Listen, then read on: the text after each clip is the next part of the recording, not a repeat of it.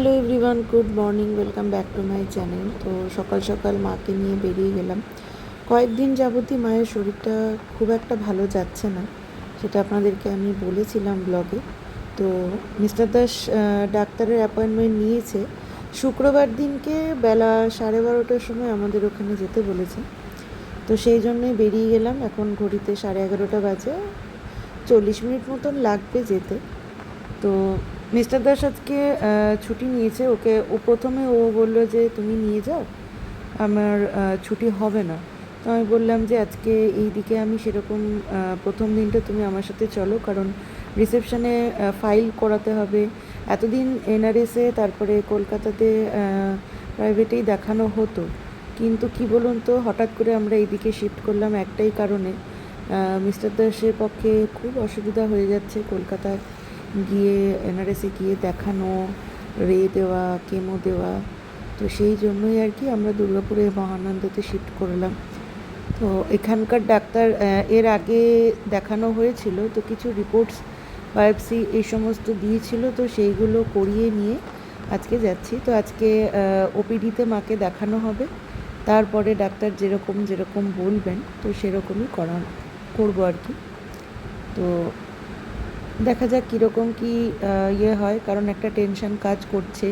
মায়ের শরীর প্রচণ্ড উইক। এর আগেও যতবারই মাকে ট্রিটমেন্ট করাতে গেছি, কেমো পুরো কমপ্লিট, কখনোই ট্রিটমেন্ট কমপ্লিট করাতে পারছি না আমরা, কারণ মা প্রচণ্ড উইক হয়ে যাচ্ছে। উইক হয়ে যাওয়াতে সোডিয়াম পটাশিয়াম এর আগে কমে গেল, তার জন্য হসপিটালাইজড হলো, কয়েকদিন থাকলো।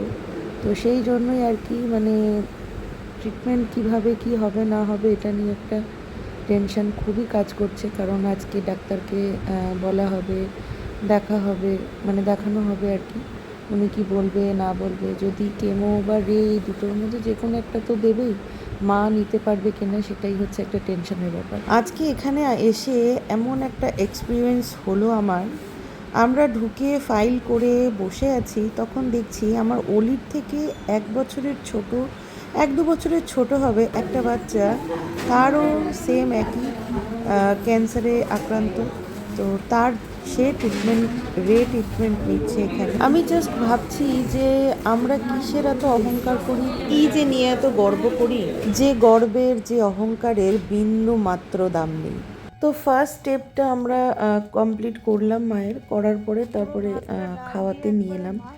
তো অলিরানি মা দুজনকেই বসালাম। আমি আর মিস্টার দাস জাস্ট চা খাবো, কারণ ভাত টাত খাওয়ার ইচ্ছে করছে না আর কি। অলিরানিকে নিয়ে এলাম। আজকে অলিরানির এক তো পরীক্ষা নেই, দ্বিতীয়ত যে ওকে আবার কোথায় রাখবো, কার কাছে রাখবো, কারণ আজকে অনেকটা টাইম নিয়েই কাজ ছিল, মানে বাড়ি ফেরার। আর ও একা একা না খুব একটা থাকতে এখন আর ভালোবাসে না। ওই 1 ঘন্টা 1.5 ঘন্টা ঠিক আছে, কিন্তু গোটা দিন, যাই হোক ছোট তো। যেটা বলছিলাম, আজকে অনেকগুলো জিনিসের সম্মুখীন হলাম, অভিজ্ঞতা হলো। জানেন আমরা কী নিয়ে যে এত অহংকার করি, গর্ব করি, ভগবানই জানে। যাব কারোর মারফত, এসছিও কারোর মারফত, এমনকি এই যে রোগ ব্যাধি কিছু হলে সেটাও কিন্তু কারোর মারফতই কিন্তু সব কিছু নির্ভর করতে হয় আমাদেরকে। তারপরেও আমরা আমার নিজের জিনিসটা ছাড়তেই পারি না। অনেক কিছু অভিজ্ঞতা হলো আজকে, জানেন। সারাদিন দেখছি কত মানুষ এই ভয়ঙ্কর রোগে আক্রান্ত হয়ে প্রতিদিন এই হসপিটালে আসে বেঁচে থাকার লড়াই করতে। সকাল 11টা বেরিয়ে বাড়ি ঢুকলাম হচ্ছে বিকেল 6:15 না 20-তে। বিকেল বলা চলে না, সন্ধে। সারাদিন আমার আর মিস্টার দাসের কিছুই খাওয়া হয়নি। ডাক্তার দেখিয়ে মাকে বাড়িতে নিয়ে এসে মাকে কিছু খাবার দিয়ে আমি আর মিস্টার দাস একটু বেরোলাম, কারণ কিছু ওষুধ ছিল সেটা ওখানে পাওয়া যায়নি, মেড প্লাস থেকে নেব বলে বেরোলাম। আর 2-1টা জিনিস আমার ঘরেরই, ওইগুলো কিনতে হবে তার জন্য। তো অলিরানি মায়ের সাথে আছে। আর সত্যি বলতে কি, এখন আর না কিছু খেতেও ইচ্ছা করছে না। তো মিস্টার দাস তো মোমো খাবে বললো। আমি না বুঝতেই পারছিলাম না যে কী খাবো, সারাদিন সেরকম কিছু খাওয়া নেই চা ছাড়া। তো ছোলে বাটোরা খাবো, তারপরে ভাবলাম যে না, ইডলি অর্ডার করি। তো শেষে 1 প্লেট ইডলি খেয়েছি। অলি রানীকে জিজ্ঞেস করেছিলাম যে তুই কিছু খাবি, তো ও বললো যে আমার জন্য তাহলে একটু পেস্ট্রি নিয়ে আসো। মাকে তো এখন এসব কিছু খাবার দেওয়া যাবে না, তো সেই জন্য আর কি মায়ের জন্য সেরকম কিছু নিলাম না, ওর জন্য দুটো পেস্ট্রি নিতে এলাম। তো ও বলছিল যে ডোনাট নিয়ে যাবে, বললাম না ডোনাট খেতে হবে না, আমি পেস্ট্রি নিয়ে যাচ্ছি। তো এখানে এত পেস্ট্রির সম্ভার দেখে সত্যি আমারও খেতে একটা ইচ্ছে করলো জানেন। তো ওই জন্য ওর জন্য একটা নিলাম, আমার জন্য একটা নিয়েছিলাম। শেষে রাত্রেবেলাতে আর সেরকম কিছুই খেতে পারিনি, পেস্ট্রিটা খেয়েই শুয়ে পড়েছিলাম। আর বাদ বাকি সবার জন্যই রুটি বানিয়েছিলাম। বাবারে, এসে না আর মাথা আশ্রয়নি, খুব বাজে অবস্থা।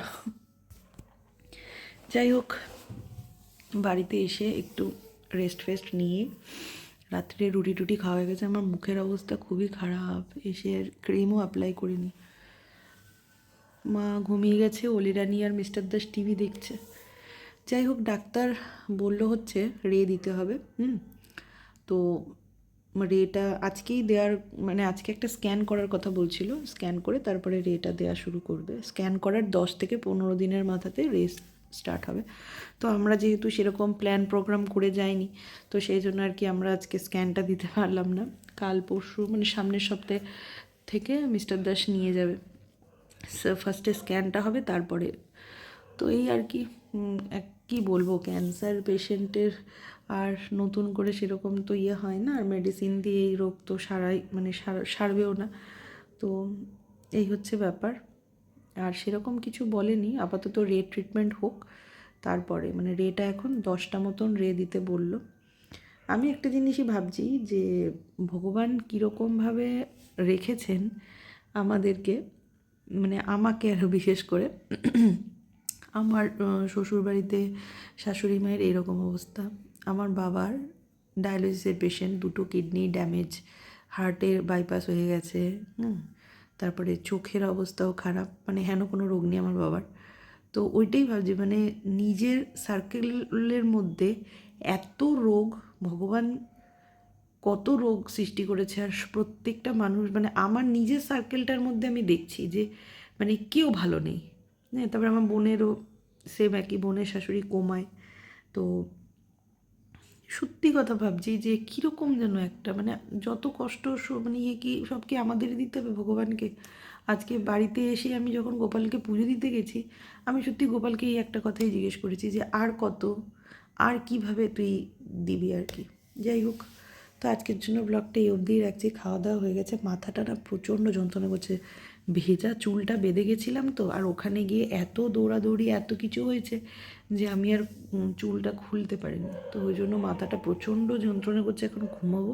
আজকে আর চুল বাঁধবো না, শুধু মুখে একটু ক্রিম লাগাবো। আর দুদিন ধরে গেট রেডি দিতে পারছি না, গেট রেডি শ্যুটও করতে পারছি না, দেখি কাল থেকে আবার গেট রেডি শ্যুট করব। তো এই যে দেখুন গেট রেডি শ্যুট করার ফল কী সুন্দর, 1টা 2টো 3টে 4টে 5টা, কী সুন্দর উঠেছে পিরামিড। তো চলুন আজকের ব্লগটা এই অবধি রাখছি, দেখা হবে কালকের একটা ব্লগে। সবাই ভালো থাকবেন, সুস্থ থাকবেন, সবাইকে ভালো রাখবেন, টাটা।